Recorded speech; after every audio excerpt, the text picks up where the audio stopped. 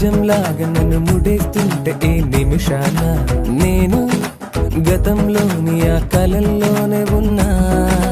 నువ్వు ప్రతిసారి నీ ప్రపంచంలో నన్ను చూస్తున్నా. నేను అదే పనిగా నిన్ను వెలేస్తూనే ఉన్నా.